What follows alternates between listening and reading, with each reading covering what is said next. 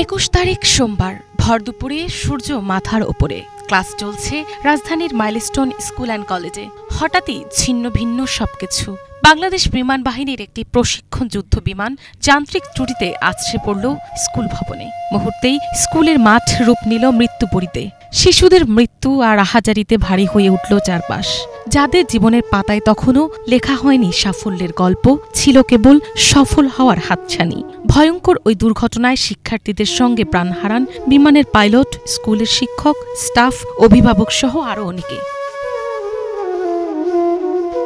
প্রশিক্ষণ বিমানটির পাইলট বাংলাদেশ বিমান বাহিনীর স্কোয়াড্রন লিডার তৌকির ইসলাম সাগর আর নেই, এমন সংবাদ এখন পত্রিকা, টেলিভিশনের সংবাদের শিরোনামে। প্রথমবারের মতো একক ফ্লাইটে অংশ নিয়েছিলেন তিনি।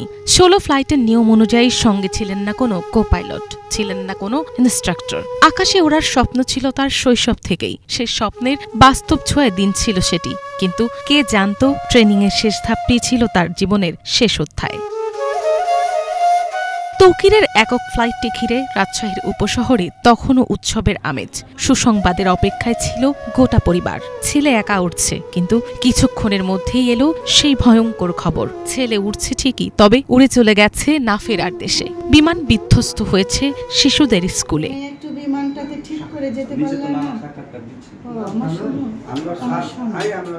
প্রথমে বলা হয় তৌকির সিএমএইচে চিকিৎসাধীন। বাবা মা, বোন, আত্মীয়রা বিশেষ ফ্লাইটে করে ঢাকায় রওনা দেন। কিন্তু ঢাকায় পৌঁছে জানতে পারেন তাদের ছেলে আর নেই। তৌকিরের গ্রামের বাড়ি চাঁপাইনবাবগঞ্জের শিবগঞ্জে হলেও রাজশাহী উপশহরের 3 নম্বর সেক্টরের এই বাড়িটিতে ভাড়া থাকতেন তৌকিরের পরিবার। 2 ভাই বোনের মধ্যে তিনি বড়। বছরখানেক আগে বিয়ে হয়েছিল তার। স্ত্রী থাকেন ঢাকায়, পেশায় প্রভাষক। নিহত পাইলট তৌকিরের রাজশাহী উপশহরের ভাড়া বাসায় স্বজন ও প্রতিবেশীদের ভিড়। কেউ কান্নায় ভেঙে পড়ছেন, কেউ নির্বাক হয়ে দাঁড়িয়ে আছেন ভবনটির সামনে। যে স্কুলে থেকে গেছে তারা এখন মনে করেন দেখতে পাবেন কত কি বছর থাকলে আমি সবার কাছে দোয়া চাই আমার ভাইদের লাগে। তৌকির স্যারের বাবা মা এখানে এই বাসায় ভাড়া থাকে ওনারা, হ্যাঁ। আর ওই যে সপুরাই ওখানে ওদের একটা নতুন বাসার কাজ চলছে।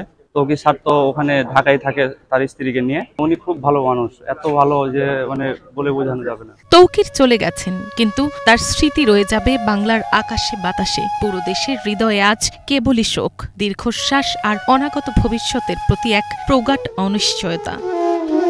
মিনালা দিবা, বাংলা ভিশন, নিউজ ডেস্ক।